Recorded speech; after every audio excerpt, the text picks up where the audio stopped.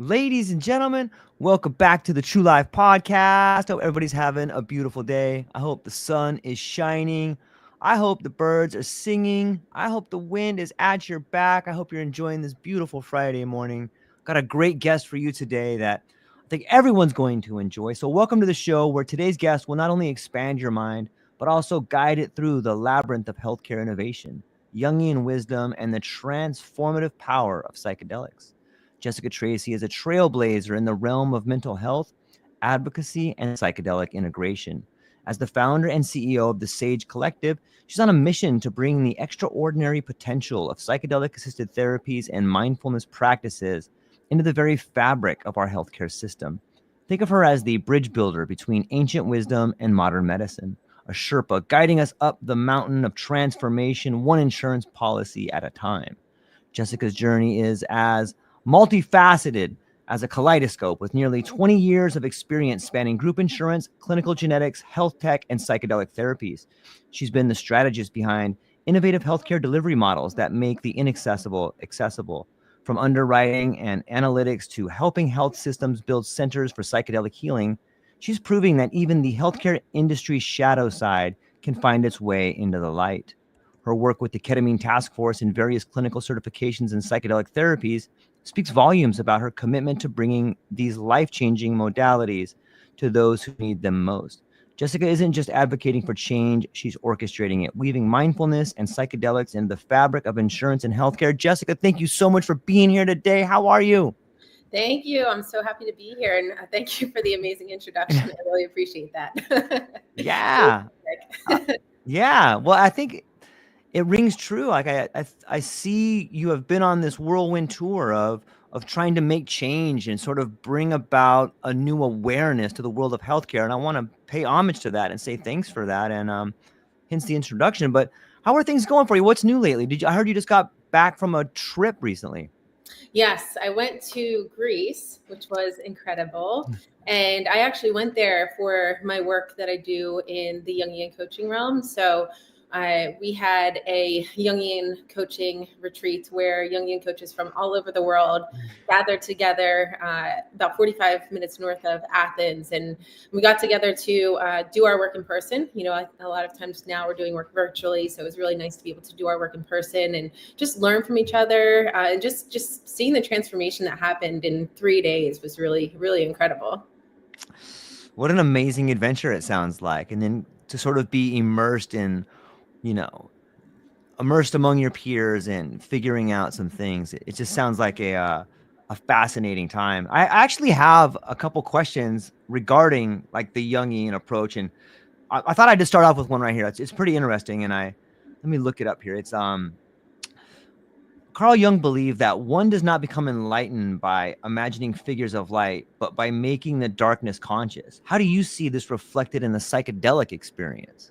Oh yeah, so it's really interesting. You know, I do integration work through Jungian practices after people have a psychedelic experience, because ultimately when we have a psychedelic experience, we're going into our unconscious as well as the collective unconscious, and we're gathering a wealth of material, and we're given so much knowledge. And you know, our unconscious doesn't necessarily speak to us, you know, in words, you know, as true communication, but what it does do is it gives us symbols, Yeah. images, and that's how it communicates with us. So we may go into a psychedelic experience and have these symbols and these images that, you know, may not really make a lot of sense to us. So when we come out, there's this whole, you know, integration process that we have to do. And using Jungian practices to help people understand and kind of talk with their unconscious to understand what those symbols were trying to tell them, what insights they were trying to give them, it's a really interesting experience to go through. And you know, when I do this Jungian coaching work, you know, ultimately what we are doing is we are using tools to guide people into their psyche, into their own unconscious, so that way they can tap into the wisdom that's already within. You know, the wisdom from their higher self, their most authentic self, because we have so many layers that prevent us from, really accessing that information. And like I said, because it comes through in symbols, images, dreams as well, it can be very confusing to make sense of all of that. So it's a really beautiful process of guiding someone into their unconscious, just like psychedelic medicine does, to gather the information that is needed for you to gain, the wisdom and the insights that are ultimately for you, based on the intention that you set. That's so well said. It's such an interesting thought process to think that psychedelics may be in fact this bridge to the collective unconscious on some level. Is that part of what you think, or is it possible that they could be a bridge to the collective unconscious? Oh, absolutely. Yeah, it absolutely is. We all have access to the collective unconscious, and I think that many people unknowingly feel that, when something challenging is happening across the world or within the country, everybody feels it. So you can hear that people may feel, a little bit heavier during this time. And that's because we are all very deeply connected. So we can, we can feel, others' pain. And, that's the whole kind of purpose of everyone really working on themselves, because the more work that we can do on ourselves to better ourselves and, lift our vibration, get into a better state, that ultimately does help the collective unconscious. So the more work that we do on ourselves to better ourselves and heal, that ends up helping others at the same time. I love it. I can't help but begin thinking about the way you're using your language. Like you choose your words very wisely. And I'm curious to just move this conversation in like the aspect of language, because it fascinates me. And I'm curious to get your thoughts. Do you think that psychedelics help us formulate a better language pattern? Like that seems synonymous with healing to me, finding a way to put our language in a way that is helpful. And that's whether that's touching the collective unconscious or understanding symbols in a different way. But what do you think about language and psychedelics and healing? Yeah, it's a really great point. So the English language is very limited. And I personally find that, I even have a hard time explaining some of the vastness that I feel, or truly Totally. what I want to communicate, because I very much am kind of intuitively connected through kind of sensing and feeling and understanding emotions, and that can be hard to communicate with the words that we have. Other languages like Sanskrit, for example, they have so many more words that explain, love or just one specific thing. So our language, yes, is very limited. And I do believe, though, that psychedelics do help. They help us to better explain maybe more of these complex ideas. And I know for me, I tend to find a lot of maybe through these experiences, I'm able to kind of get downloads almost of a way that I could portray this image that I see in my head, or, kind of this feeling, or this kind of broader awareness that I have, this broader perspective that I have on something that may be very complex. But I do find that, yes, through these experiences and through my integration afterwards, that I'm kind of given the words to be able to better explain something in my terms. I try to explain things in a more simple way, because I think that's better to really connect to people. It reminds me of the medieval mystics, and we have our friend. You and I were just talking about Dr. David H. Solomon, and here he is in the podcast talking about much of this experience is ineffable. So here's his question for you, Jessica Tracy. He says, I'm curious if these experiences also can be conveyed through other modes, music. I see the harp behind. Of course you see that harp, Dr. David Solomon. Of course you do. Jessica, what do you think? He's curious if these experiences can also be conveyed through other modes like music. Oh, yeah, absolutely. So music can also take you on a journey. And I use a psychedelic journey, right? But, without the plant medicine. Absolutely. So, if you look at the shaman drum or the frame drum, for example, that's the drum that cultures all over the world, as far as we know and can see back, have been using that drum to take people on guided journeys. So using that drum and using certain rhythms, rhythms of the heartbeat, it can guide people into, an altered state of consciousness. Sure. And help them to go in and do this deep healing work, and to also kind of get wisdom, get insight from, your higher self as well. So absolutely. So, the shaman drum, also the djembe drum is also another one that, my partner and I play this. And when we play, with depending on some of the rhythms that you play, you can bring yourself into a trance state. And when you're in that trance state, that's ultimately what helps do some of that healing work, work on the nervous system. And also it kind of helps you get into a very meditative state, because it helps to kind of clear the mind of thoughts, the rumination that ultimately is kind of what blocks us from getting into those deeper, more altered states of consciousnness.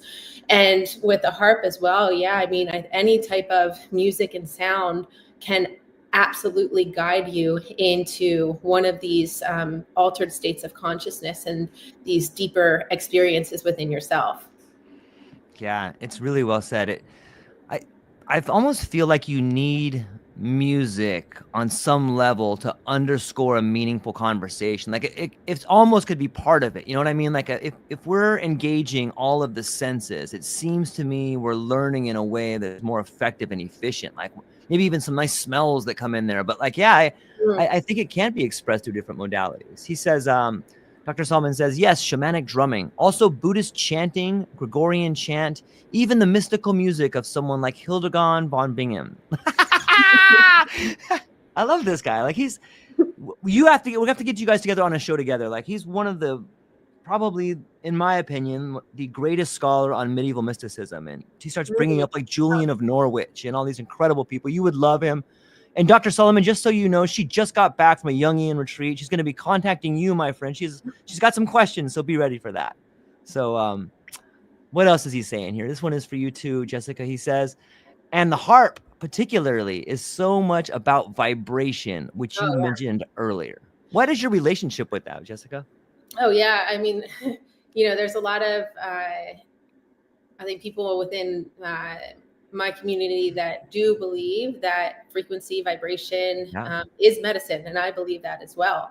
My dog was just sick the past week, and we didn't know, the results weren't looking very good, and every day I played harp over him, and you could tell that afterwards, like, the pain that he was experiencing was subsiding, and he was calmer, and he just wanted to relax and lay there, and he wasn't like whimpering anymore. So absolutely, I mean, music, frequency, vibration, it is all healing. It's medicine. I think that we have been taught to look externally for medicine, and sometimes it's necessary, right? I think we're all very grateful for the Western medicine that we do have that is necessary, but there are many times where we feel as though we need to look externally for that healing, when much of that work can actually be done within ourselves. And there is a lot of power in meditation, in affirmations, in frequency and vibration, in music, and changing your thoughts, changing your thought processes, and what you're thinking is really, really important to help shift that. Your body, your cells, they're always listening, and our body is water. And when you're putting kind of sound and frequency into water, that also kind of has a ripple effect throughout the body. So yeah, that's getting a little deep, but there's a lot to this. So I would definitely explore that further for sure. Yeah, it's exciting to me. I feel like we're sort of reimagining what healthcare can be. We are sort of really starting to look into these other modalities that have been used for centuries. And you may not see it a lot in the textbooks of modern day science, but you do see it in the scriptures and the texts of the, traditional wisdom, I guess, on some level. We got Christian Grey, amazing philanthropist, incredible individual, super fun guy to be around. He says there is a great signal channel that focuses the role of music during psychedelic journeys. It is. There's a lot of, I've spoken to some sound healers that are really using sound as sort of another modality in conjunction with psychedelics, much like you were talking about earlier, to really help people go that extra mile and integrate. Can you tell us a story about, do you have a particular experience, Jessica, where you've used sound to really help someone break through different arenas or different mindsets or different Yeah, problems? absolutely. So, there's kind of like a flow that can be really helpful in helping people to get to some like very deeply rooted traumas. So, working with different instruments like shakers and like Mhm. rattles, that can really kind of stir up some of the stuff that's very deeply rooted that maybe we are having a harder time accessing or may not be as readily available because of all of the kind of like protective layers that we've built, in Totally. our conscious reality. So things like rattles, shakers, drums, that can really get into, those areas where some of these things are tucked away and can kind of bring them to light. And, to your point earlier with the Carl Jung quote, that's the whole point, is to bring the shadows, to bring the darkness into light, into conscious reality, because once we're aware of it, that's when we can do the work and help to process those traumas, integrate those experiences. And ultimately the whole goal is to really like harmonize, right, to Yeah. balance the light and the dark, to bring the shadows to light. The shadows oftentimes have really incredible insights to share with us.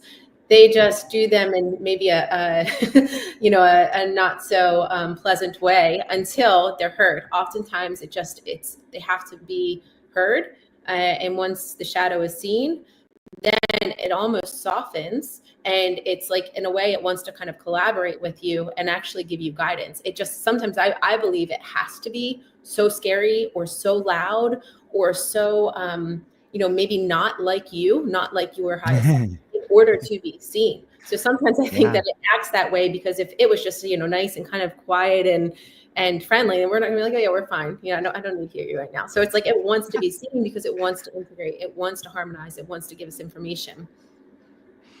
Yeah, I love that. Yeah, it's sometimes I think of guilt and shame as like the threshold guardians. What role do you think shame and guilt play in the idea of the shadow? Are they just like the painted masks and rattles, like, hey, look at me, trying to get your attention? I think guilt and shame is what can prevent it from coming to light, and what can prevent you from being okay with working on it. Guilt and shame are really challenging feelings. And, I think that's part of what's in our shadows. It's not only traumas, and these kind of suppressed aspects of ourselves. And these are aspects that we feel embarrassed by, shamed by, guilty of, and they may not even be ours. They may be, the shadows of the collective unconscious, right? Yeah. A lot of people that I talk to, they think, what they're experiencing and what they're going to share is so abnormal or strange. But oftentimes, like, the collective unconscious is a very real thing, because people are struggling on very similar things, but they're unique to them, to their experiences. So yeah, I think guilt and shame are really, they're challenging feelings, because they can prevent us from being able to bring that shadow to the conscious reality, to be integrated, and to be worked on. So they're challenging. But I would say to anyone that's experiencing that, you're definitely not alone. And Yeah. often it's in your own experience that you're struggling with too, you're very likely not alone. And I think that's like the real importance of being vulnerable and sharing this, sharing your own story, because I think it helps people to know that they are not alone, and that other people are kind of experiencing the same things. And there is a lot of healing in community, and in being vulnerable with each other. Yeah.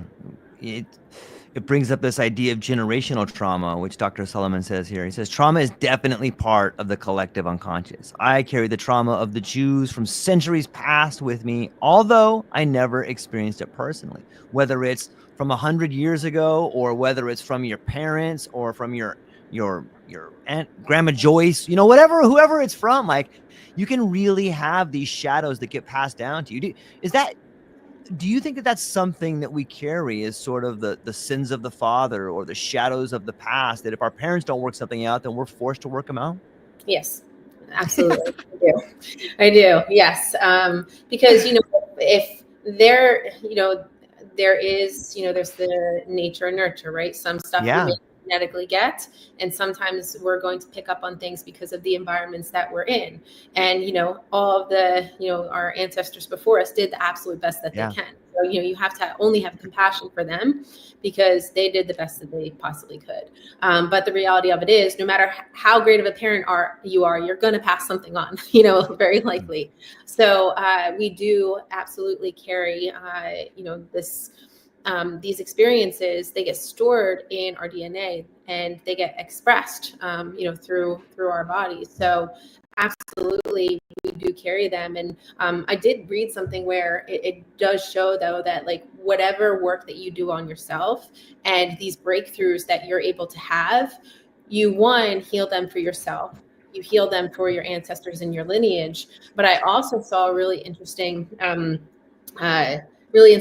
information that said that it also then makes it easier for your family members that are still around to be able to do the work that, work on themselves with that particular challenge. So it's almost like because you're doing that work and softening some of it, it ripples out to your immediate family, your loved ones that may be also struggling with that same thing, and helps to kind of almost like move it for them slightly. So it allows them to be able to go through their process as well.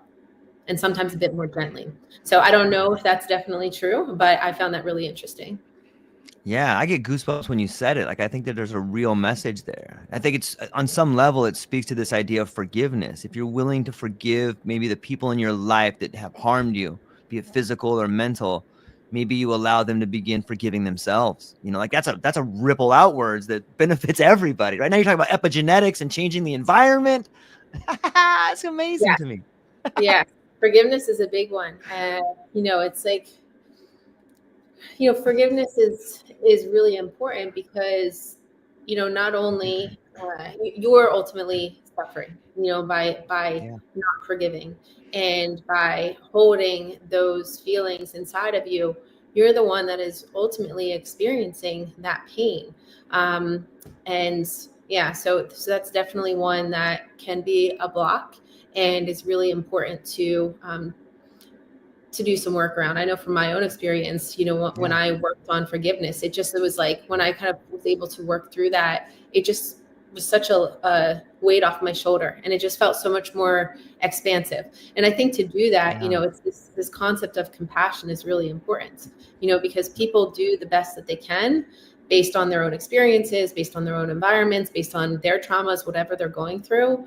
And, the best way to try to work with forgiveness is to have compassion and understanding, while also having, the utmost compassion for yourself and your experience and what you went through as well. That's really important.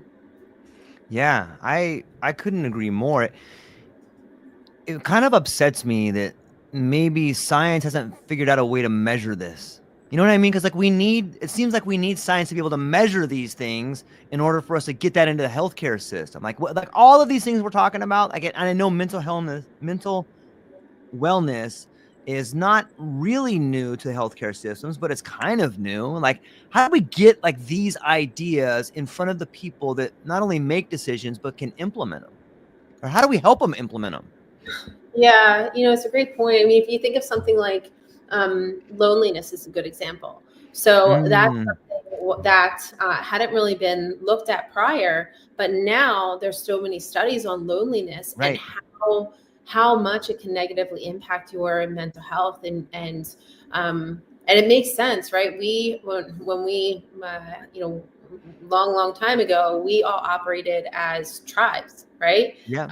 Tribes and community. So now I think this kind of concept of like, kind of very individualistic society, and like really just having to like focus on yourself and your family. I think it's kind of pulled us more and more away from community, and that aspect of community, I think, is what people really do need and are really kind of lacking in this day and age. And we feel like we're connected because we're constantly seeing what people are doing, or maybe connecting virtually, but it's just not the same. So I'm grateful to see studies like that done on on loneliness. But you're right, we do need to look at things like forgiveness and other different other different types of emotions or feelings that may be blockages for us to be able to be better versions of ourselves, or be more true versions of ourselves, I should say. Yeah. Mhm. Yeah. It's like Dr. Solomon says, George, everything isn't quantifiable. Man, I get that. I know. Maybe it is. Maybe we just don't have the tools to do it. Like if we were to look at heartbreak, like instead of gross domestic product, we look at gross domestic heartbreak.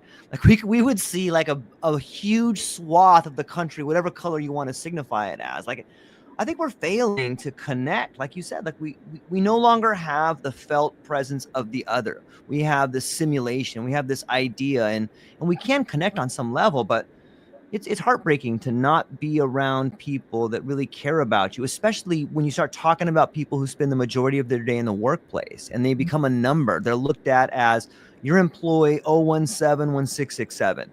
I don't care about your family, I don't care about your kids, I care about your productivity. And that's it. That's what you're here to do. Do your job and shut up. Like I think there's a large part of the world that works that way. And I think that leads to a lot of the crisis that we're in, whether it's loneliness, whether it is, failed marriages, failed parenting, it just leads to so much distress. Is that too crazy to think about, or am I just ranting like a crazy guy right now, or No, both? I don't. I don't think so at all. I think it's very true. I think that look, people are in work for long periods of their time and large portions of their lives, and it's necessary to feel valued. It's Yes. necessary to also feel like you are contributing in a very meaningful way. And I think for it to be in a meaningful way, it does have to kind of come from your heart and kind of come through you. And I think in some of the ways that these really massive organizations operate, to your point, when they do look at people as just like a number, or a piece of a financial model, Right.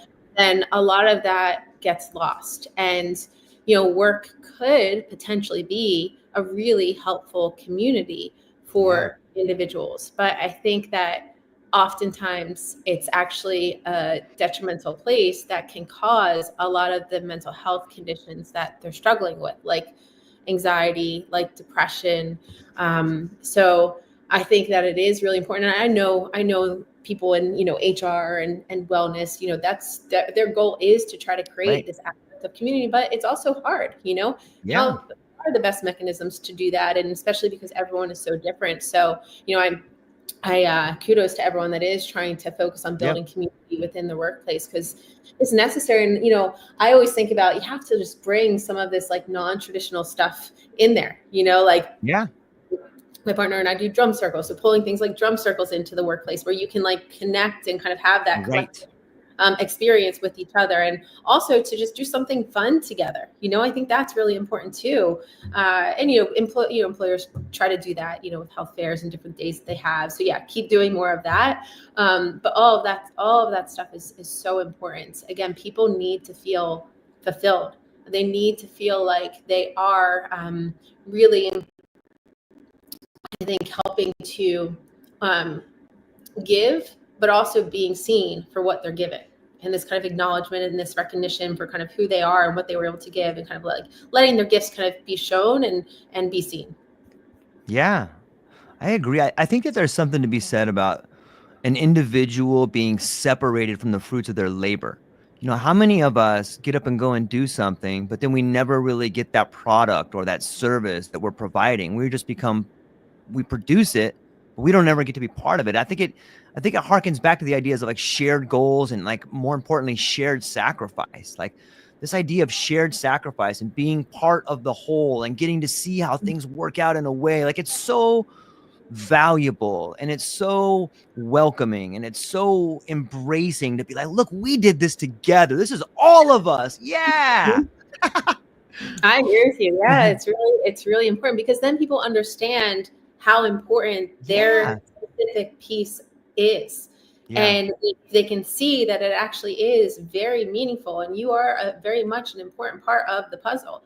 Yes. Um, And literally from like every single job, like a janitor is just as important and just as critical as an executive, right? Because they are keeping the environments clean, and so that people can feel good and want to come into the workplace. Like I very much have the belief that everybody within the workplace is extremely important. And, if you can kind of think of every individual as the CEO of their own role, and if you can like have people come in with that mentality, like, look, this is you own this, you are the CEO of this specific thing, you can really empower someone to like literally give their best, because they have more I think they feel more empowered to actually like kind of create in that role, and I think that creation piece is really important too, to allow people to express their ideas, their intellect, their knowledge, their problem solving, their strategy, to be able to express that through their role. Yeah, there's a great story, and I might be getting some specifics wrong, but it's something along the lines of back when they were working on the Apollo missions, like Werner von Braun, and somebody came into the NASA facilities like at 3 a.m, and the janitor was there and like, what are you doing here? And he's like, I'm putting a man on the moon, sir. Right. It's like, right? I'm putting a man on the moon. What are you doing? It's like, we're all in this together, man. Like, it's so heartwarming to think about that. Yeah, and working, at crazy hours, while their family's at home. I mean, that's a tough job, and somebody has to do it, Yeah, of course. And it's meaningful. Like, you're doing things that matter. And if people could realize that on some level, let me go to Clint Kyles here. He says, what if we prioritized happiness or fulfillment as our metric of success? Gross national happiness is a concept that was developed by the fourth king of Bhutan. Its purpose is to measure how prosperous a country is by focusing on the happiness and well-being of its citizen. This is in contrast to other prosperity measures, namely those that measure economic success, such as GDP. What are your thoughts on that? No, I love it. Yeah, I love it. Fulfillment is it really stands out to me, is to measure it on how fulfilled you feel, right? Because I think happiness is obviously a really beautiful feeling and emotion, but we can't be in a state of happiness at all times, right? Obviously, we can measure it because we want to be just more so than less than and or depressed. But I think fulfillment is a really interesting metric, because I think feeling fulfilled, that's ultimately when you're feeling fulfilled, right? You're more connected to who you are, your truest self. And that's really kind of, I think, the purpose that we have here on life, in life, is to become more and more of our truest selves. And in doing so, I think going through that kind of process of becoming extremely authentic to you, you're discovering what your unique capabilities are and what your unique gifts are. And ultimately, once you connect and find those gifts, then you get to share them with the world. And that's where this fulfillment comes from, because you find something that's very kind of like innately special to you, that you love doing, that makes you feel fulfilled and happy doing it, joyous doing it. I think we've lost a lot of joy into happiness. And then you get to share them to the world as your gifts. And I think that's where that feeling of fulfillment really comes through. And, I think that's kind of Carl Jung's process of individuation, is to really finding out exactly who you are and kind of what your purpose is for this lifetime. Yeah, that's really well said. I love the idea of fulfillment and sharing gifts, and it really makes you start thinking like how important a shadow is. Like, you need that shadow, whether it's to scare you into making the sacrifice, or whether it's for you to sit in the dark for a while, or to be surrounded by some darkness in order to really look for that light. You know what I mean? It's interesting. Jessica, it brings up an idea. Like, when we start talking about fulfillment and being part of the whole, I bet you we could measure that. I bet you our good friend Luke Jensen, who is in the Sacred Valley in Peru, he's doing some interesting work on psychedelics and brain imaging. I bet you we could see brain scans. We could see different areas of the brain light up when we're fulfilled. Do you think that's plausible? Oh yeah, I believe it. Absolutely. I would love to see that. Yeah, I would love to see more and more of these studies done on, these aspects of who we are as human beings, because Yeah. I struggle with the word productivity sometimes in the word. I think there is I think behind it, the sentiment can be good. But I think also when people think, oh, you just want me to be more productive, it also Yes. comes with a negative connotation. So what does productive actually mean? And maybe like organizations need to take that a step further of like, okay, well, what is productive? What are the values of being productive that we have as a company? How do we want to help you show up as a better person? And then I think it makes individuals feel more kind of represented, seen, cared for, if we're looking at, okay, well, for us, productivity means that you feel fulfilled within your role. You find joy in doing your role. You feel like you're contributing to the greater good of the company, and you also understand why your specific job function is so incredibly important to this corporation. So maybe something like that would I think maybe soften some of the negative connotations around productivity. But to your question, yeah, I would absolutely love to see more studies done on the impact of psychedelic experiences, or just, it doesn't always have to be with plant medicine. Right. Like just being able to get people into these altered states of consciousness and able to kind of do that healing and tap into their own intuition and their own wisdom. And that's why I love the Jungian coaching work, because that's exactly what it does. It's kind of guide you into in within. Yeah. It's I can't help but think about productivity and the way the English language has the ability to be adaptive and change. And maybe what you just said maybe strikes me as our definition of productivity is beginning to change. And I think that productivity, especially like if you use like the metaphor of like the older companies, like maybe a company that is a multinational corporation that has a large board of directors that are seasoned individuals, like they have an idea of productivity because their shareholders want something. But then you look at an agile startup and they have this work-life balance that's often seen as a pejorative to some of these bigger companies. Like, you have a work-life balance? Well, you don't want to make money? What's wrong with you? But like, if we just pan back, like we could see the word productivity slowly changing its form into something that is a pejorative, into something that's more meaningful. Like, Yeah. is that possible? Do you think that can be happening? I think it's necessary. If you're, I do, if you're so overworked and you're so stressed out because you don't have work-life balance and you don't have, an ounce of time to yourself, you're just in fight or flight or survival mode. If you think about how many people operate, and I lived a lot of my life like this because I was always, Yep. I put so much value and emphasis into the amount of hours I worked and how much of my energy and life I poured into, this career woman that I was at the time. And I still very much am, but it looks so much different for me now. And what I find is that, but from shifting from this, kind of like perfectionist driven type of work that was just work hard, play hard, never have a second to myself. And I was just draining myself. And yes, was I getting a lot done? I was, but the ability that I have now to be way more strategic and to think through problems differently and to accomplish the same thing is much different. And I'm able to do so much more with less time. And that is what allows me to have this work-life balance that is so important.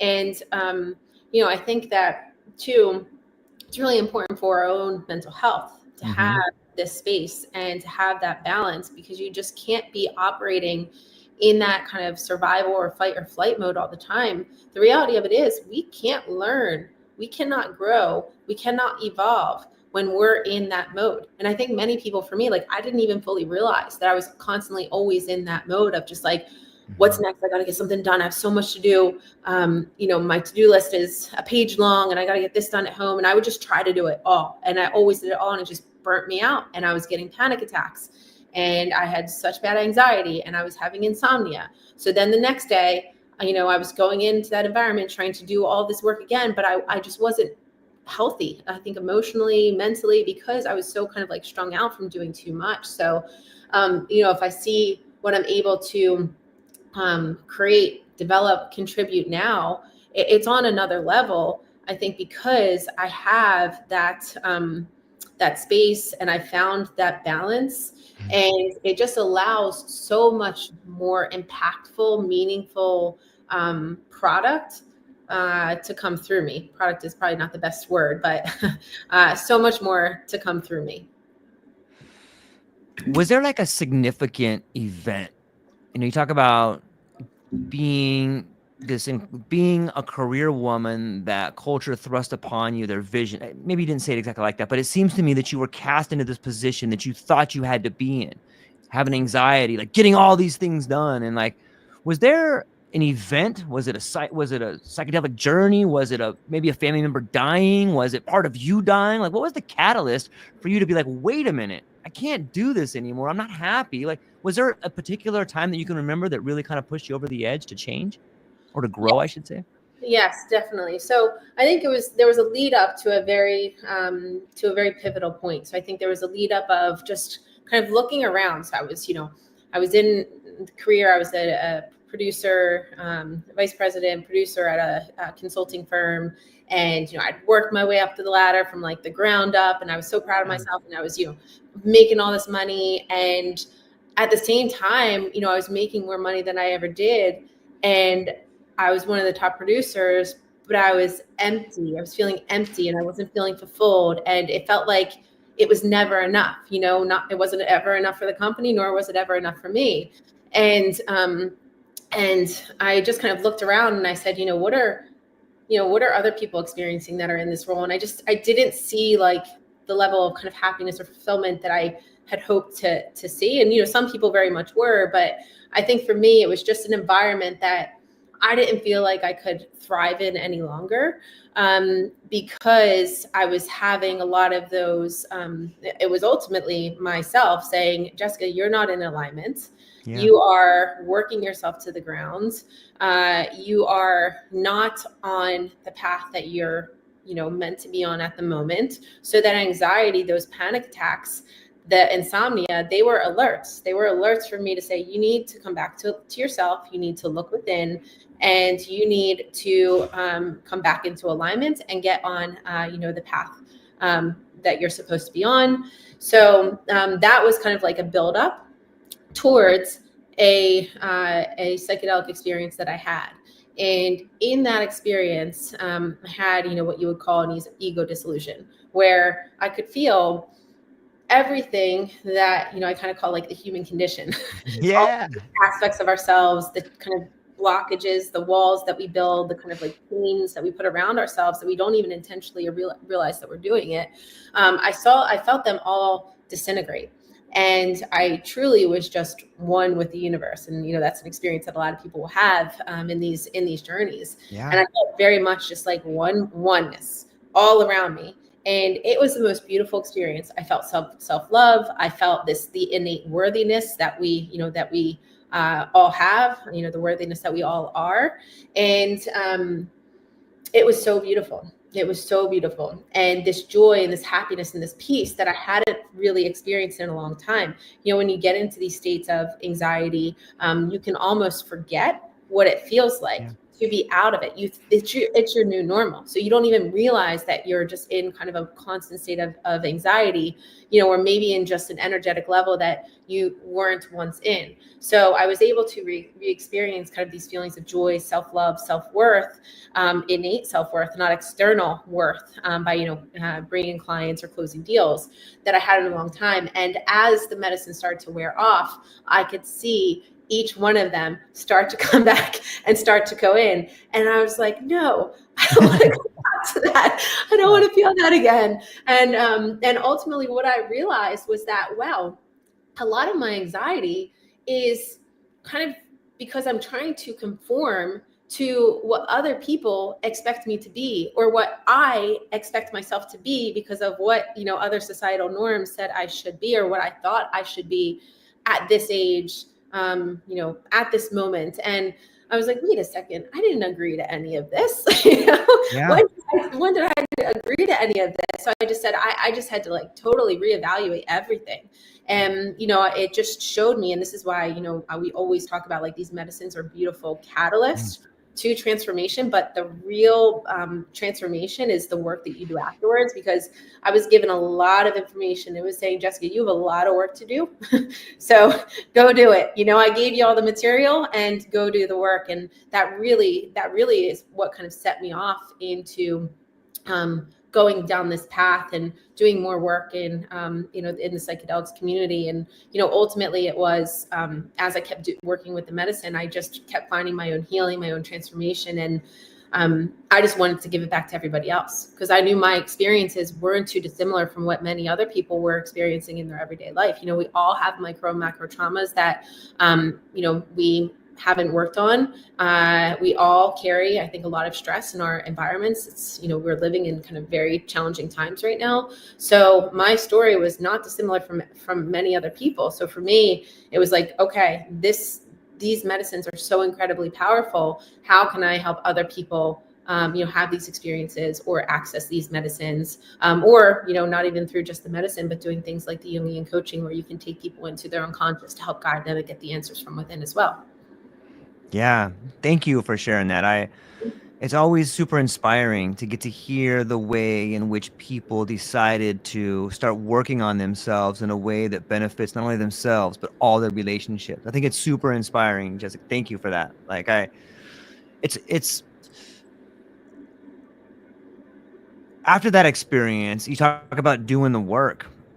It takes a lot of courage to do that, especially if you're going to remove these labels of Jessica, the vice president. Like, that's got to be a tough label to pull off there, right? Like, did it take some time to pull those labels off and discover what was really out there?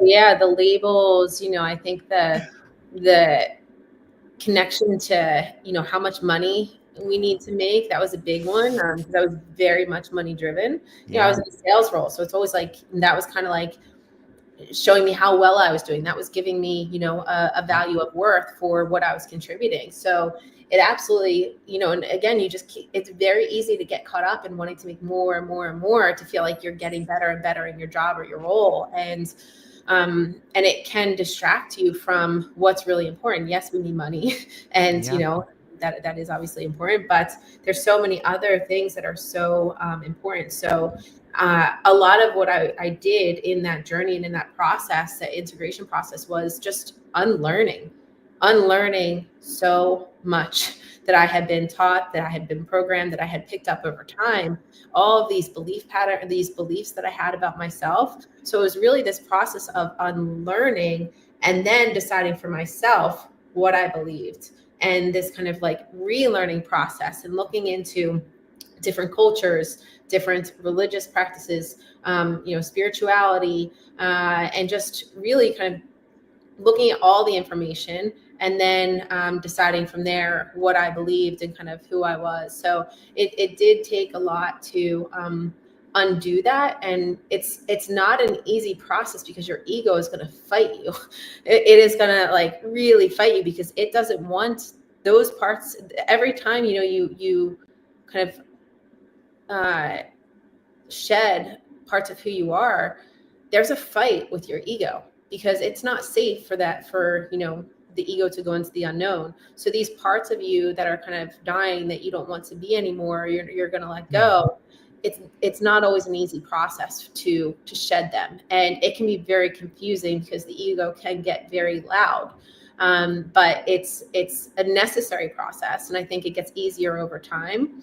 But it does take discipline, and I think it takes, like, you know, a total shift in perspective in what's important, and also how we take care of ourselves. You know, that was another thing. You know, I was definitely like drinking a lot, you know, between like networking and going out with friends, and I wasn't eating well. So like literally just the most simple basics of like, what do I put in my body?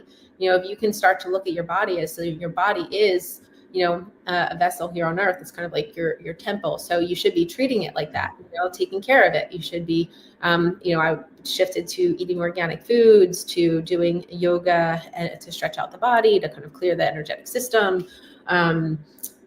meditation to practice quieting the mind, journaling for me to express, getting into music. So that way I was kind of working, fostering that neuroplasticity in an ongoing basis. So yeah, there was so much that I needed to do, and also just be comfortable with all of this unknown, because it was a big shifts in my life. And I didn't know exactly where I was going. I just kind of had to take one step at a time going into this kind of state of the unknown. Yeah.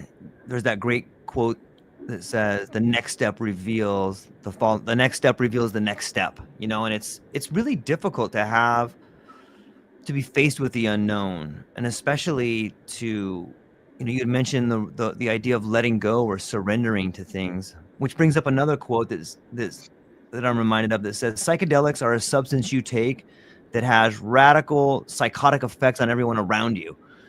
Like it makes everyone else, like you can ruin relationships. Like maybe you don't ruin them, but like sometimes you take psychedelics and you cut off that relationship. You're like, wait a minute, this is a very unhealthy thing I'm doing here. And I know what it's like to leave a workplace where you're making good money because you can't do it anymore. I mean, physically you could probably do it, but mentally and spiritually, like you can't do it. It's killing you inside. Like that is a giant step, and that can lead people around you, even relationships with people you love. Like, what are you doing? You're gonna leave this thing, Jessica? What's wrong with you? You know how much money you're making? This is not you. Who are you? Did you ever have encounter that particular conundrum? Oh yeah. Yeah. There are people, I think people probably thought I was crazy. They're like, you can have right? this prior to psychedelic experiences, but this was when I was starting to really be aware of, like, the anxiety was kind of showing me and telling me I needed to make some shifts in my life, and I needed to listen to myself. And I mean, I remember the CEO of the company sat down with me and he's like, I just don't understand. Like you have been so driven to get to this point that you're at right now. You're making a ton of money. You have a senior role, and you're finally at the point. I basically had to work like 5 years of just like hustle and grind, not making really anything. And then, the next kind of 3-4 years was like really where all the money started to come. And it's just like, it doesn't make any sense to me. It's just like, I know, I get it, but I have to listen to my heart. And I feel that there's more for me. And I feel that I need to experience more in life. And I also just, I'm not feeling like this is going to be it for me or going to fulfill me. So I've definitely had those talks, many times, also from when I was transitioning into this space too, into the psychedelics world. I don't think, again, maybe just out of kind of like people helping me to try to make sure I'm making the right decision. Like, are you sure this is where you want to go? And it's hard for other people to understand, right? But for me, and I think a lot of people that are in this space, it's mission driven, right? It becomes your purpose. You feel so connected to it because the transformation that you've had, and you almost feel as though it's your responsibility, but in like a way that you want to educate people on this. You want to give back. You want to share this with others because you know that it can be so helpful for them. And that was my kind of transition into this space.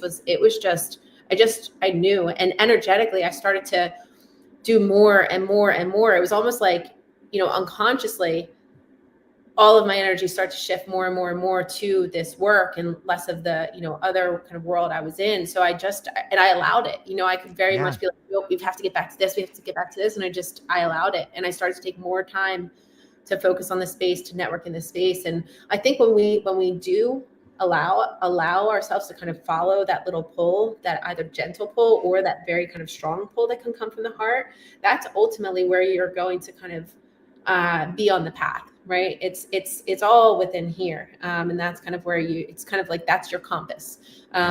It might be a kind of gentle pull of where your energy feels good to go, or it might be something that when you experience it, talk about it, do that work, it really just lights you up, and it gets like a strong pull. And that's ultimately what you have to listen to. And I was fortunate enough that after enough time, I did finally listen to it, and I'm grateful that I did. I'm grateful you did too. And I think a lot of people listening to this, and I bet you there's there's still stories at your work of like, oh, I can't believe she left. But that begs the question, why did she leave? People start investigating, well, what's she doing now? I wonder why she walked away from like, and that is contagious. Like that is sort of that stone in the pond that radiates ripples and affects the shoreline. It's the stories that happen. And I'm super grateful that not only you shared this story with us, but that you have done it. And I think that, what does it mean for you now? Like you are in this new space, and we've talked a little bit about you moving into these new roles, but let's shift gears and talk about what it is you're actually doing right now. Mm-hmm. Yeah. So in the psychedelics world, I'm very much focused on education and access. So I'm working with an organization called Anthea, and our mission is to help people get insurance coverage for these medicines. Right. So we work with employers, unions, EAPs to be able to cover these therapies, only the therapies that are FDA approved medicine or legal. So what we're focused on now is helping employers to, one, understand the benefits of ketamine assisted therapy, as well as psilocybin therapy and some other kind of innovative mental health approaches. And then not only that, but what is Anthea's role in helping employers to provide access and coverage for these therapies?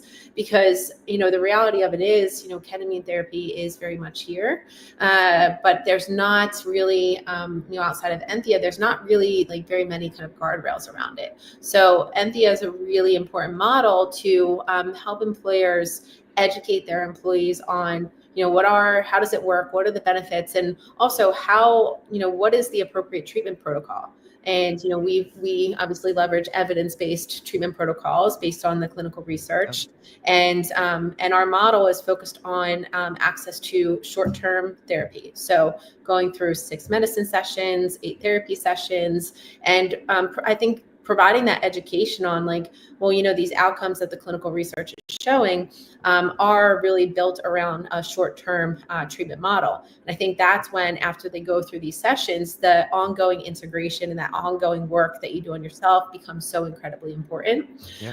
And then also making sure, obviously, that all the providers are credentialed, trained, licensed. So it's a really important model so that employers can provide the safest access with the highest quality doctors, making sure that the employees are utilizing it in the appropriate way that's based on the clinical research and more kind of this short-term model. So that's some of the work that we're doing. And, I'm really grateful for that opportunity because it allows me to educate individuals that otherwise may not be aware of these treatments, of these therapies, not only for their employees, but for themselves as well. And it's also really exciting that we'll be able to, this is actually new, we'll be able to help employers cover psilocybin treatments as well in Oregon and soon Colorado. So that's a really beautiful opportunity to be able to help people access that and to be able to help people afford it, because it can be expensive.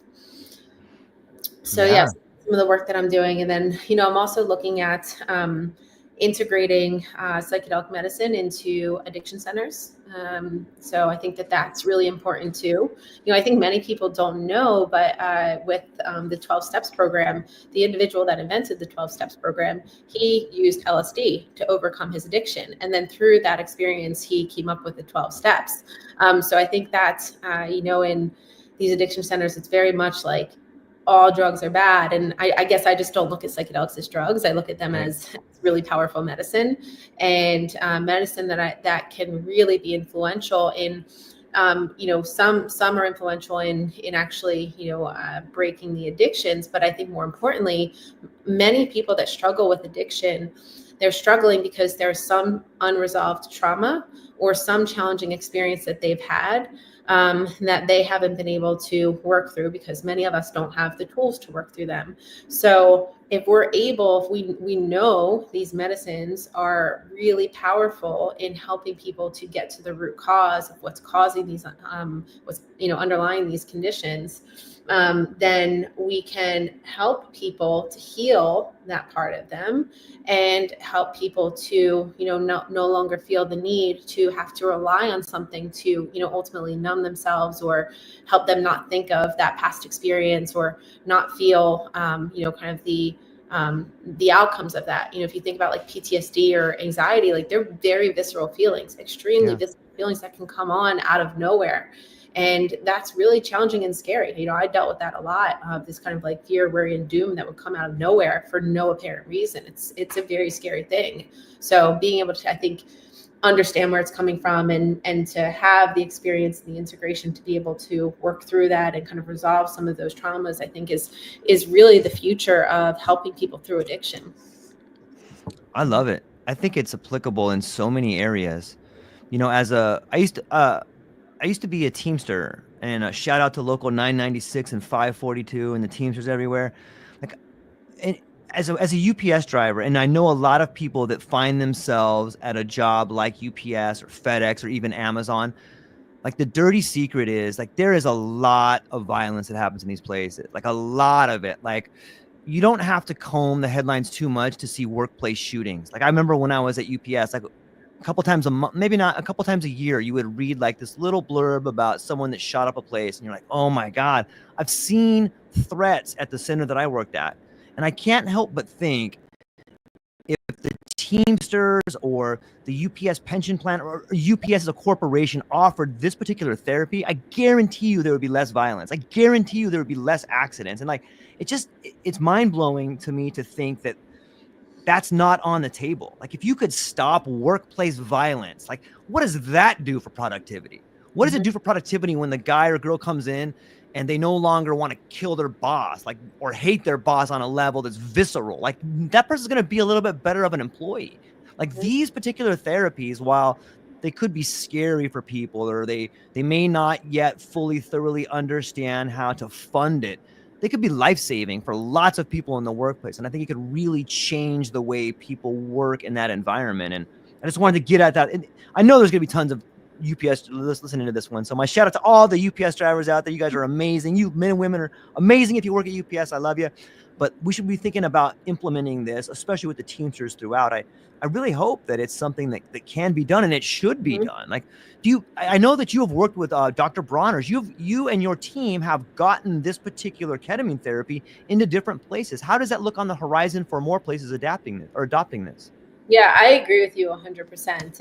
And I have actually done a lot of work with unions, and I worked with the Teamsters as well, the Teamsters of Philadelphia and vicinity. And nice. I personally love working with unions. And they're some of my favorite groups to work with. And I agree with you 100%. I've actually been doing a lot of work to educate unions. And we were just at IFEBP to present to that community on the power of psychedelic medicine, and that it's here, and how can you safely provide access to your members and ensure that it's the right treatment, the appropriate treatment, the right treatment protocols. But yeah, I 100% agree. I mean, the union members, they have really challenging jobs, right? They're very challenging hours. They're very strenuous, hard labor. It's hard on the body. They're very exhausted at the end of the day. And it's also very important work.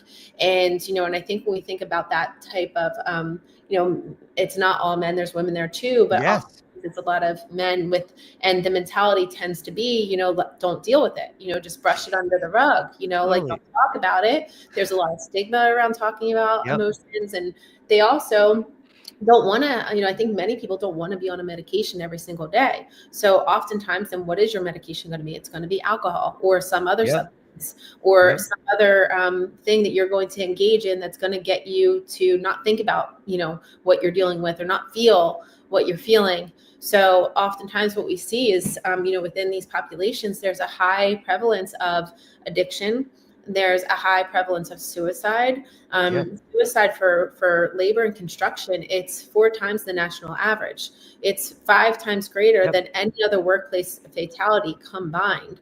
And I very much believe that there's a lot of suffering, a lot of quiet suffering that's going on within union populations. And, talk therapy is good, but oftentimes when you have like kind of these really strong defense mechanisms, you can't get under the hood to what needs to be addressed, and talking about it can be really challenging.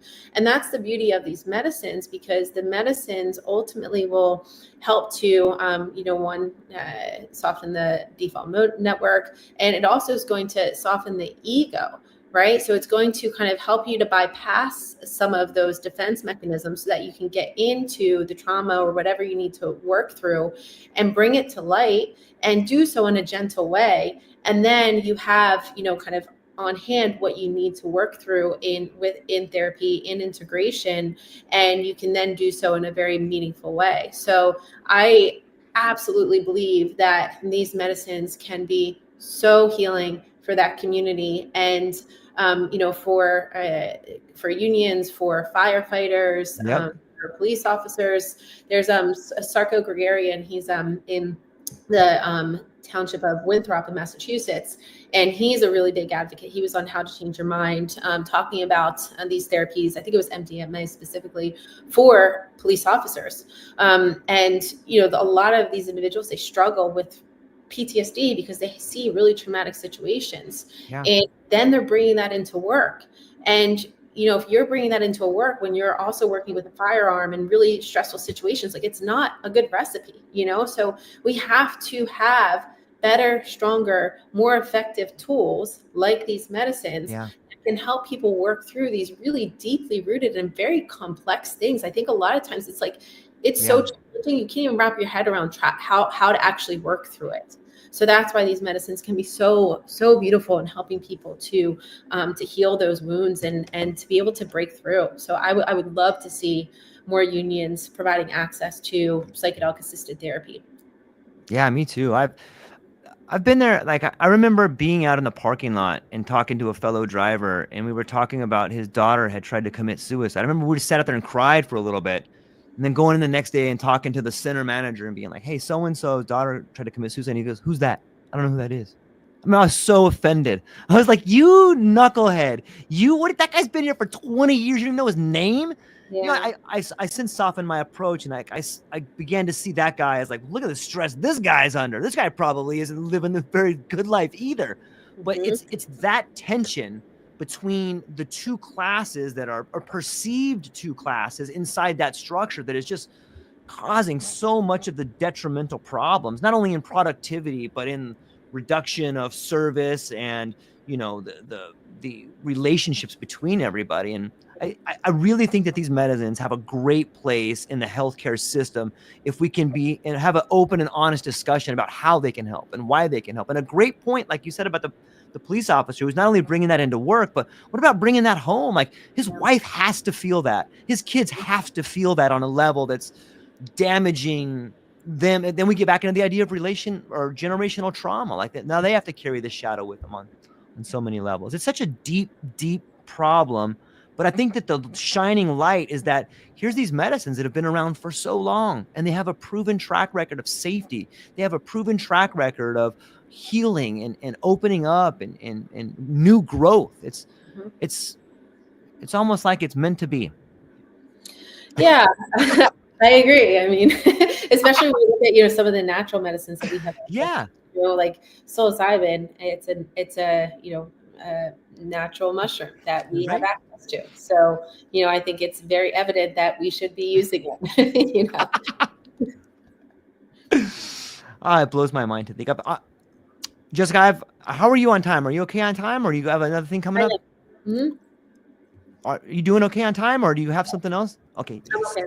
Okay, fantastic. I know conversations tend to go really fast, but I have another question coming in right here, and it says, what are the biggest psychological barriers for health systems and insurers to embrace psychedelic therapies? The biggest psychological barriers, I think, comes from probably the war on drugs and a lot of the messaging that was delivered, and the fact that it's they're still federally legal. So if Yeah. I think that's the biggest barrier, and that's not only it's a psychological barrier too, because I think there's just like a lot of stigma there, and many of these. I think many people weren't educated on these types of medicines, throughout their schooling, to become a doctor, become a physician, often wasn't, really taught back then. So there's definitely a lot of, I think, just lack of education or more education that's needed. And also just kind of like looking at different ways that we can provide access legally. So like, what can we do now with what's available, maybe in more of a clinical research setting to provide that access. But I think even for health systems too, if it gets legalized in a specific state, but it's still federally legal, then would that impact like funding or something like that? So those are some of the things that I think that they have to think through. But the reality of it is, I mean, if you look at, a health system, and they're treating patients, they're struggling with the same thing that employers are struggling with, that people are with mental health. Many people are the prevalence is increasing, right? And more people need help. So the system, the resources that we have are impacted because so many people need to use those resources. And it's still really challenging to get an appointment with a therapist or a psychiatrist, and it takes a lot of time. So the reality of it is, these health systems need to be able to provide solutions that are helping to resolve these conditions. I don't want to use the word curative because we're always going to be having to work through things, but we need medicines that can really help people have these breakthroughs and not need to be in the system anymore. Like there's too many people and not enough resources in the kind of world of mental health. So if you think about anything like, could you cannibalize on certain business that a health system has? When it comes to mental health, I think it's necessary because their therapist, their psychiatrist, they're oftentimes overworked. They're getting burnout.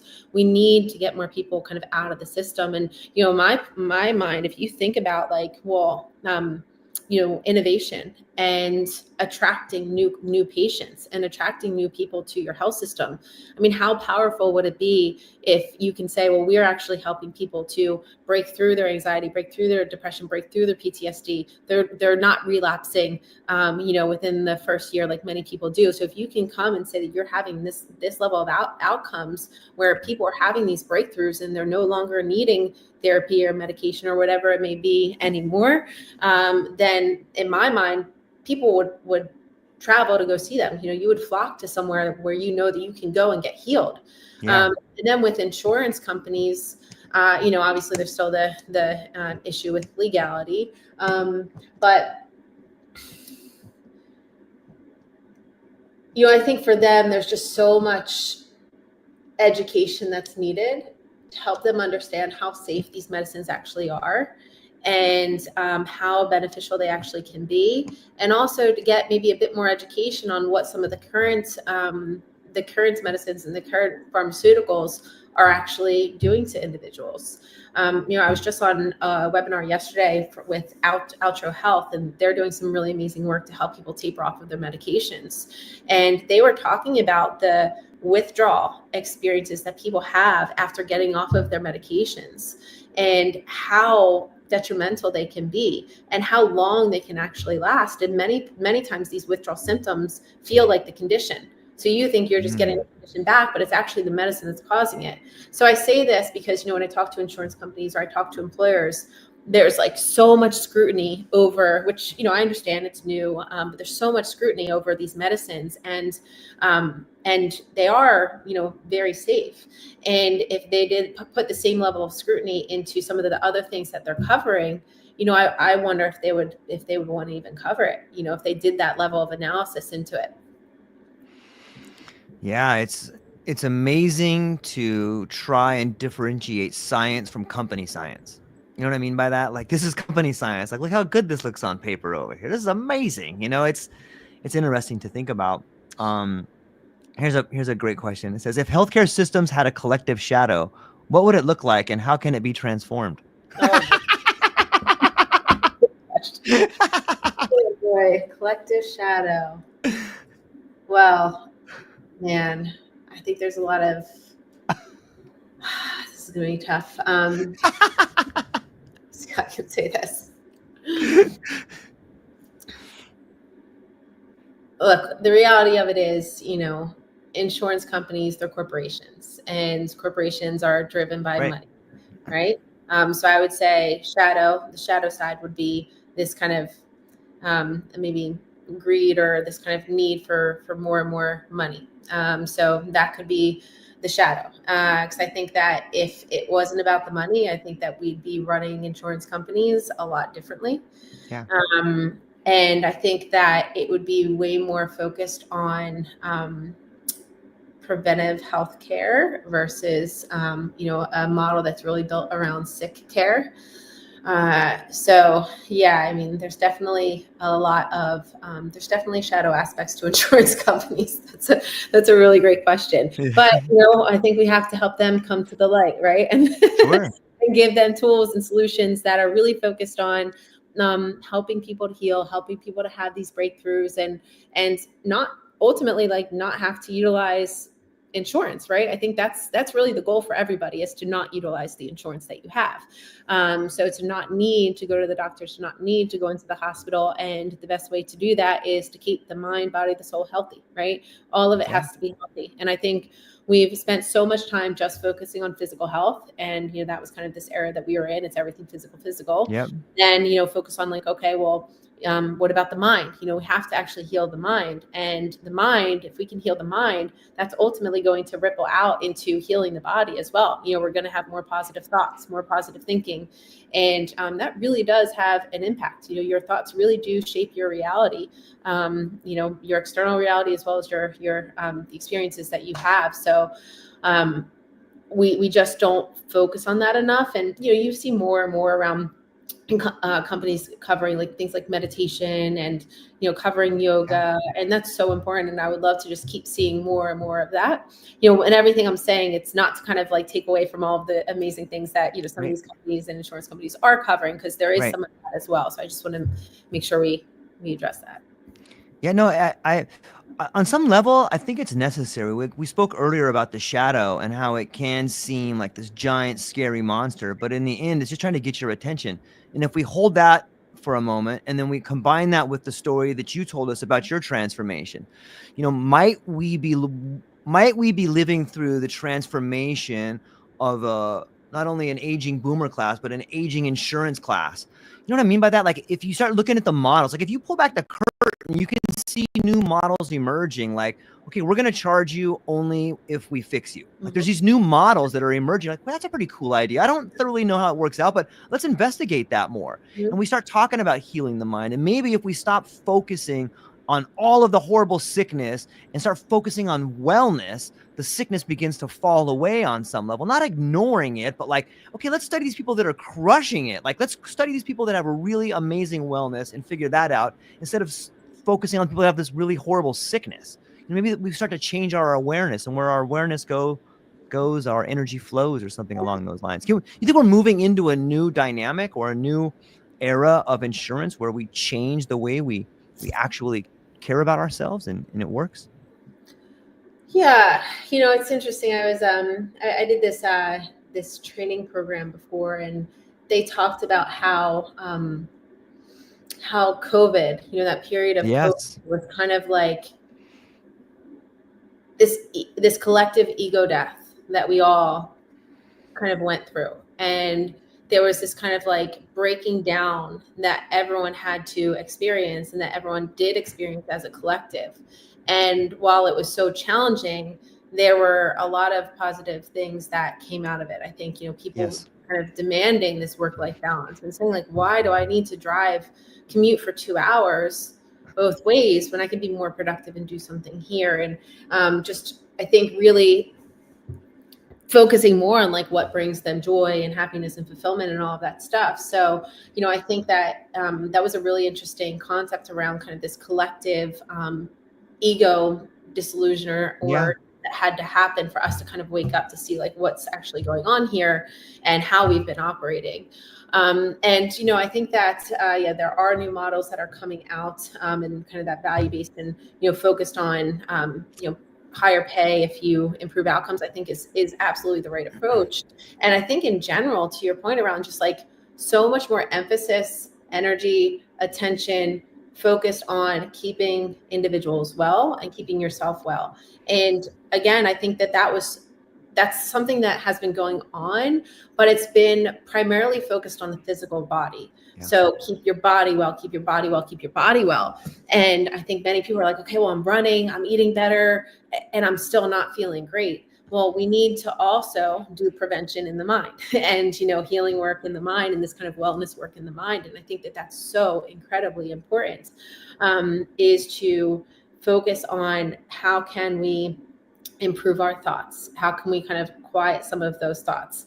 How can we have more positive self-talk? I know many people, this is something I always had to work on, this like negative talk that just would kind of like go on and kind of chatter inside. And you really have to actively work to shift that. Anytime you start to get that those worries or like those kind of negative thoughts coming in, a really great tactic is to kind of immediately replace it with a positive thought, a positive affirmation, to practice shifting into these more positive ways of thinking. So yeah, I think that we absolutely do need more emphasis on, the wellness and preventing yourself from getting sick. But there's just so much more, I think, education that people need on how to do that and tools to do that, and more emphasis on getting out of the mind and kind of more connected to your heart too. I think that's another important aspect of this.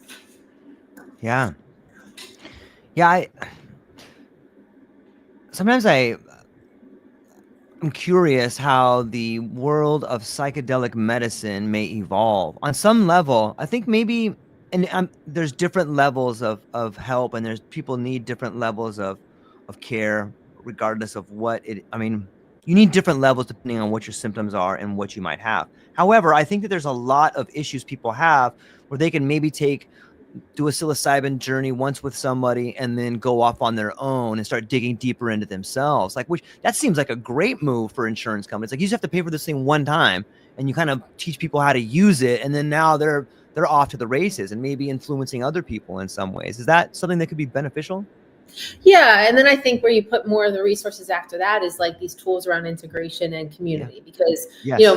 Look, you're going to get a lot from these psychedelic experiences, right? And, not everyone is equipped to be able to integrate those experiences. So, yes, you can have massive transformation. We've seen people, stop drinking after, one psilocybin experience, like totally quit cold turkey, or, be kind of in bed and not be able to kind of, really function, and then be able to like just find joy and happiness again. So they really are beautiful medicines. But the reality of it is, though, there is a lot that is going to come through those experiences. And it's really important to give people the tools thereafter, because I do believe the integration is the most transformative part of the process. So if an insurance company or an employer can cover for one psilocybin experience, and then we put a lot of emphasis into also providing access and coverage for the integration and the therapy, and then also education into things like, well, how do you change your diet? What are more education around nutrition, more education around how things like yoga can help, and not just physically, right? I think many times people think about yoga and think just physical. That's what I thought at first, but it's beyond that. It's actually like really clearing kind of our energetic system. So, and the power of meditation. For me, I thought meditation was a bunch of BS, and yoga, and I was like, I'm never doing that. I'll stretch. I don't need to stretch. I'm going to go lift. And then and then I would say, I'm not gonna sit for 3 minutes. I have stuff to do. And then even if I tried, my leg would be shaking. I'd be tapping. Right. I physically couldn't do it because the amount of anxiety I was carrying. But then once I understood, like, well, why do you need to do it, and what is it going to bring to me later? Then it's something that I really wanted to work towards. And then I had to find the tools that were right for me. So for me, like when I started this, it was 3 yoga poses and 3 minutes a day.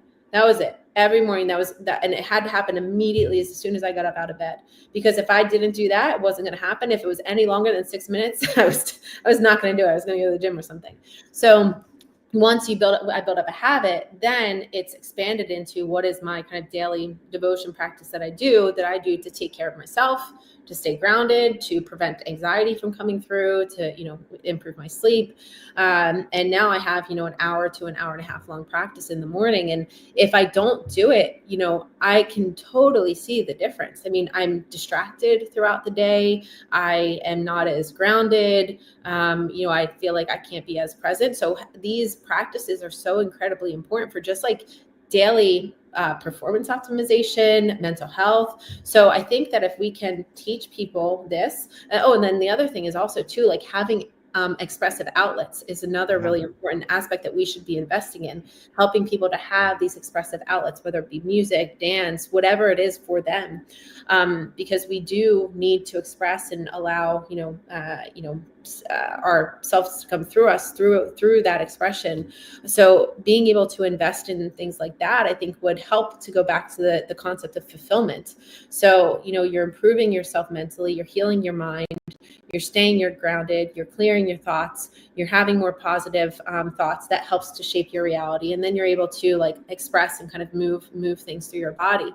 That's really where a lot of this emphasis should be put into for employers. And, I would love to help employers design programs like that are really cultivated around these like very sound practices that I think are age old, that we just kind of forgot and maybe just didn't really fully understand kind of the why behind it. But once you understand the why, and then you feel it after, once you really start doing it, it's something that you'll want to do all the time. It seems like it has such a community building effect too. It's one thing, and it sort of reminds me of someone that does a psilocybin experience by themselves, and then in a group, there's like two different feelings. It sounds to me so where this practice is like if you did it by yourself at home, or if you came into the office and you had like this group activity. Like, are there benefits to doing it alone and in a group, or what do you think? Yeah. Absolutely. Yeah. I mean, so, doing it alone, it gives you obviously the space to like really kind of like have your own personal experience, and there's beauty in that, and obviously healing in that. But doing this work in community, I mean, there's been a ton of studies around how impactful community is, and how impactful it is to the actual healing experience, and that it can improve the outcome, and that also just doing some of, even not any like psychedelic medicine, but doing activities in community is extremely healing. Doing, let's say, drum circles, or dancing, or maybe doing art together. It's very healing, and some of the work that I do is kind of like this expressive arts, so bringing that into, an organization, or, with a community of people, and kind of doing this work around shadow or archetypes, and using art to kind of express and get some of that stuff out. And then you can share in community. And when you're sharing in community, you're again creating this kind of vulnerable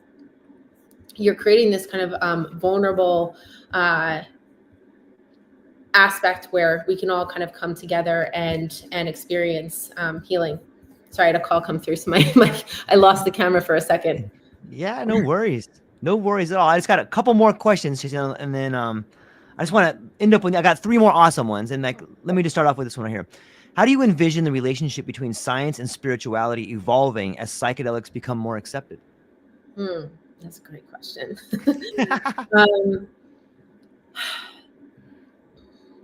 Yeah, so spirituality is an interesting one. I do see the science evolving around spirituality, because spirituality, I think, is a component of the psychedelic experience. And, spirituality doesn't necessarily mean religion. It means, this kind of spiritual experience that you have. And oftentimes when you go through a psychedelic experience, you are having a spiritual experience as well.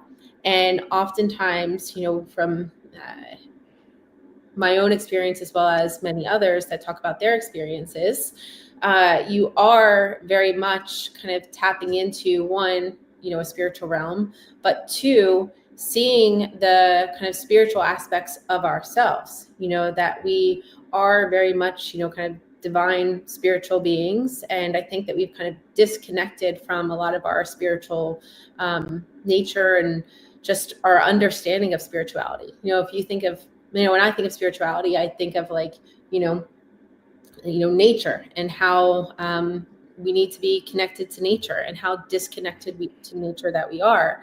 And also, when I think of spirituality, I think of kind of like the oneness of all of us, and how truly connected and similar we all are. And when I think many people feel this, when other people are in pain, you feel their pain, Yeah. whether you know it or not.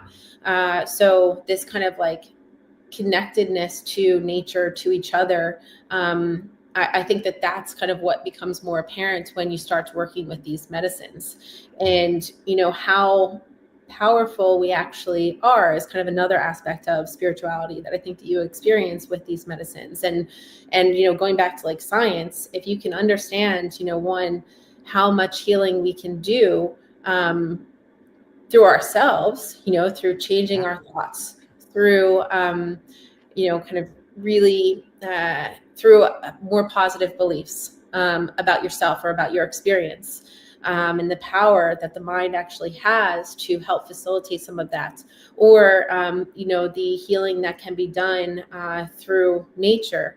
I think that I'd like to see more and more science study that. And there are some studies, going around, studies done on that as well. But this kind of concept of expanding our perspective, expanding our awareness, expanding our consciousness, to be more kind of spiritual. And when I say spiritual, again, it's not religious, but more spiritual beings, which ultimately means that we are more connected to nature, more connected to, or see how connected we are to each other, more connected to our innate power within, and our true selves, our most authentic selves, and continue to become more of that. So yeah, I'd like to see more of that done. And then also just looking at how healing some of these like currently non-traditional practices can be, I think, is another aspect. Yeah, I think it's phenomenal. I echo that sentiment. I think the further we go down the road, the more you see those two things as the same thing, or they, I think there's so much involved in science and spirituality. Like I really feel like they belong together in a way that is meaningful, and it helps us understand and maybe measure more of what's out there. What role do you see psychedelics playing in addressing not just individual suffering, but systemic issues like inequality or environmental crises? Great question. I think that kind of, to go off what I was just saying, Right. it very much is connected to that. I think we've become so disconnected from nature, and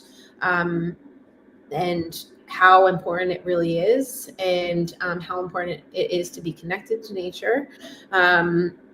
That can obviously help if we can shift our perspective to, kind of like being one with the earth, one with nature, and be giving back to nature, not just like taking from. We're the only species that really just takes and doesn't give back.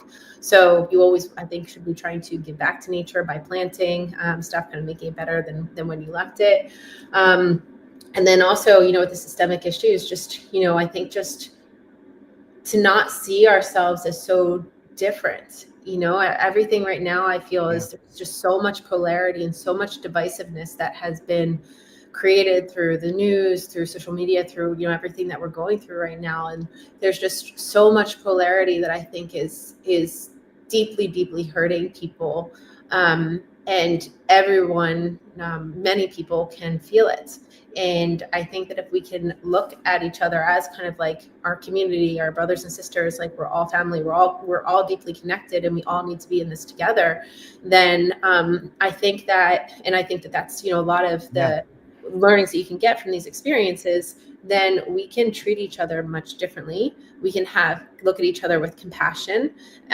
We can understand that everybody is really just a culmination of their own past experiences and, their own traumas, their own hurts, and just, I would say, maybe live in a more compassionate way, have forgiveness, and then ultimately figure out, like, collaborate together on, like, how can we make this better? And that's the most important part, like, how can we work together to make this better? How can we be a better species, and work together, collaborate together in a more productive way, a more loving way, and a more effective way? I think that there's so many better ways that we could be doing things. I love it.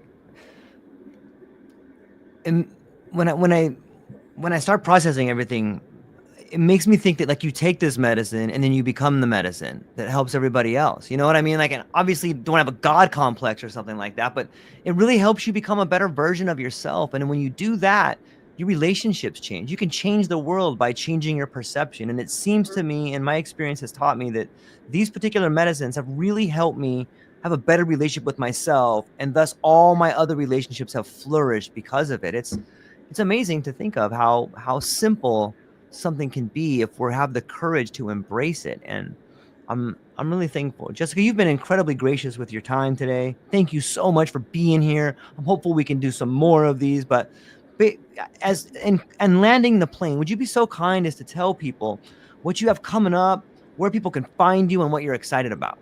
Sure, absolutely. So please connect with me on LinkedIn. I always like to stay connected to everybody. So you can find me there, Jessica Tracy. And if you want to reach out via email, you can send me a message on LinkedIn or via email, which is jessica@thesagecollective.co. And geez, I'm excited about a lot of different things. But yeah, I'm excited about just, where, everything with psychedelic medicine is going to be going, and, how we can continue to educate and create that access. And, what are the different ways that we can support individuals in working with these medicines. And I would say I'm particularly excited about my work with Jungian coaching. I think one of the things I've realized through my own journey and my own conversations with people is that, well, not everyone is ready to work with the medicine. And I find this as, this approach is a really beautiful way to take people into their unconscious, into their psyche, to, kind of become more connected intuitively to themselves, to get information to guide them in, different challenges, different dilemmas, or to kind of get them on their path to be living in more alignment, and also to be fulfilling and kind of living out their purpose. And I'm really excited to see where that goes. And kind of this combination of the psychedelics world and the Jungian world is something that I'm really excited about as well, where we can use these tools, these principles, these approaches to help individuals that have had either challenging psychedelic experiences, or that maybe still can't make sense of something that they saw, or something that they heard, or something that they experienced. And it's a really important, I think, message that the psyche is trying to give and share. So to be able to help people work through and really kind of understand what's the message behind it, for me is really, really fascinating. And then lastly, I'm also going to be working towards teaching a course on psychedelics. So that's super exciting as well. And I'm not going to get into where or anything like that, but I'm always like, just one, anything that I have used to for my own healing and my own transformation. Ultimately, my goal is to share that, educate people on that, so that way, if it's something that may benefit them, they can use it. So that's really the goal, and the mission is to just anything that I've been able to benefit from, I just want to put it out there and share it, and hopefully other people can leverage it for their own healing, their own transformation. Yeah, thank you for doing that. I think you're doing a tremendous job at it. I'm super stoked you're out there doing it. I've heard a rumor once that the Red Book was Carl Jung's experimentation with psychedelics. Have you heard that rumor? Any thoughts on that rumor? Yeah, I've heard two schools of thought. So okay. I've actually heard that he did not, that he had a lot of hesitancy around psychedelic medicine. Right. And I think the reason being is that he could very easily go into the unconscious and Right. go into the psyche and work with the shadows, like without the medicine. And, Right. I very much connect to that, because that's a lot of what I experience as well, is being able to very much see the complexes, the shadows, and, symbols and images, whether it be, just kind of like going in there, having it come to me, or through dreams. So I think that, if he did end up taking psychedelics, he probably ended up seeing, wow, this is like very, very similar to what he was experiencing in his own work. But, it could make sense that those stories and what he wrote were through his own psychedelic experiences. But from my understanding, a lot of that work was just this kind of very intentional self-study that was kind of always going on. And that I think the veil was just kind of maybe very thin between the unconscious and conscious for him. So this material was, it was often brought to the forefront and often brought into his awareness, whether he found ways to practice going in there or not. It was brought to his awareness. So he was able to write about them because they were so evident. I think many people, the unconscious, it does impact how you're acting and what you say, but it's not as evident. We're not as, people may not be as aware of it. But the more you do this work, and I think even the more you work with this medicine, you are able to tap into that space a lot more easy. And I think a lot of what he wrote was just that he was either intentionally or just kind of happened for him. It was easier for him to tap into that space. Do you think that all this turmoil, this time of change we're in, is like an unconscious explosion into the conscious? Yes. Yes. I mean, that's the work of the collective conscious. And so, yeah, and that's why, we always go back to, everyone hopefully can be doing their own work on themselves to better themselves, and to focus on, like, it's with so much negativity in front of us all the time between news and social media, you're just always seeing things that are like negative, and that causes a lot of fear for people. And, it's easy to worry and to feel sad about it. I shouldn't even say it's easy. It's natural to worry and to feel sad about that. That's often a lot of, what that purpose is, to kind of, a lot of the news, it keeps people divisive, divided. So I always, try to focus on, like, okay, well, what do we want to see, and how do we want this world to be, and how, what's my role in helping to make that shift? So if we can always try to focus on, well, what do we want this world to be like? What do we want to see? What do we want to experience? And then how can I show up to kind of be that change? Everyone is very powerful. So one person showing up in, the change they want to see in the world is going to have a massive ripple effect in everyone in their community and beyond. So just kind of like really understanding the collective unconscious and what we can do to improve our reality is to first start within. And, I know it to be true from my own personal experiences. Once you realize that everybody is a mirror for you, and that everyone is just kind of mirroring what you have going on internally, like, you can really start intentionally making these changes and being more aware of, like, how you react, and just showing up more intentionally of how you want to be and how you want others to treat you. I think absolutely does have pretty massive shifts in your environment. Yeah, I love it. Jessica, super thankful for everything today. Ladies and gentlemen, if you're within the sound of my voice or Jessica's voice, go down to the show notes, whether it's today, live, tomorrow, or 5 years from now. Go down and check out the show notes and reach out to her. She's doing some incredible things. And I think that if you're interested in this, she'd probably like to hear from you. So go down there. Jessica, hang on briefly afterwards. But to everybody else, I hope you have a beautiful weekend. I hope you choose to do some work and make yourself the best possible version of yourself, and all your relationships flourish. That's all we got, ladies and gentlemen. Aloha. Thank you.